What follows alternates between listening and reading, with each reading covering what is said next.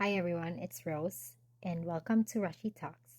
Today we're going to talk about something uncomfortable, and that's fake kindness.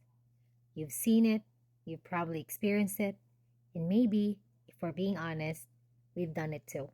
In today's world, being kind is marketable. People don't just want to be good, they want to look good. And social media made kindness part of someone's personal branding. Pero let's be real, not all smiles are pure intentions. There's a kind of kindness that doesn't come from empathy, but from ego. It's the kind that says, look at me helping, look at me caring, look how humble I am. That's not humility, that's strategy. Some people use kindness as currency. They act sweet when it benefits them. They play the role of understanding para magmukhang mabait.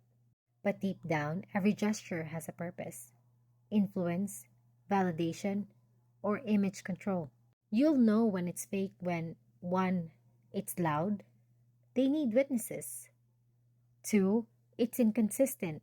Mabait sa publiko, mapanlait sa labas. At pangatlo, it's conditional. Mabait lang pag may mapapala. But the sad part, the world rewards it.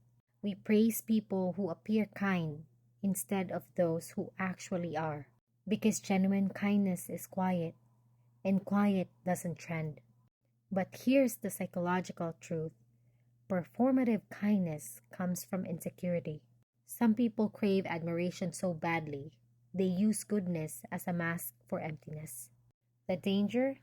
When kindness becomes performance, it loses its moral value and becomes manipulation. And this happens everywhere: the workplace, friendships, and even families.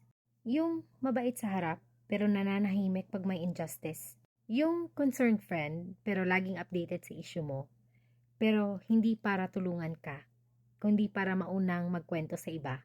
So ask yourself, is your kindness rooted in compassion or validation?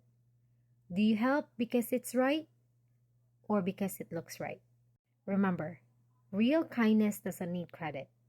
It's what you do when nobody's clapping. And the most powerful acts of love are the ones no one ever sees. So next time you see someone posting about being kind, pause and look for consistency. Kasi ang tunay na kabaitan, hindi kailangan ng camera.